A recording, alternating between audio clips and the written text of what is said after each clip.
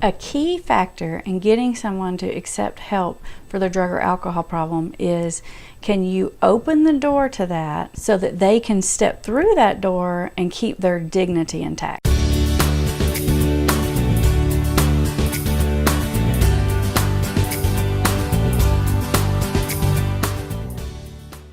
And there are lots of ways to do this. I'm going to share my way of doing it with you, and you may come up with some other ones. But one of the ways that I do that is I validate the reason why they're drinking and using. So instead of just me looking at them and thinking they're a bad person, they just need to stop or whatever, then I'm going to validate, look, dude, if I had been through that, I would probably be drinking too. Like, I don't blame you one single second.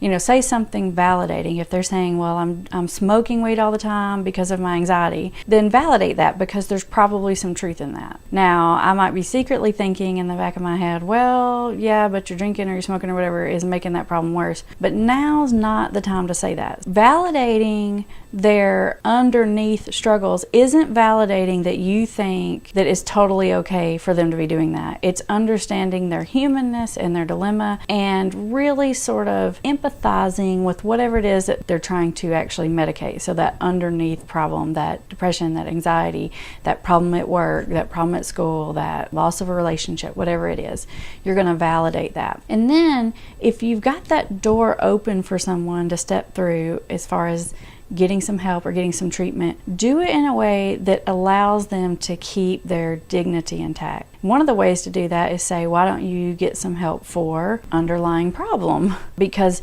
I know right now alcohol or marijuana is the only thing that makes that feel better, but it seems like that's not even helping so much anymore, so let's find you a better way to do that. So it's an alignment, it's not a judgment, it's just saying, this probably just isn't the most effective coping skill or coping strategy. I think we can probably get that done in a more effective way. That's one of the ways that I allow people to make some decisions to stop or do something else, but it helps them keep their pride intact, which really builds safety and trust, and will allow them to make some changes and decisions because their pride won't be getting in their way.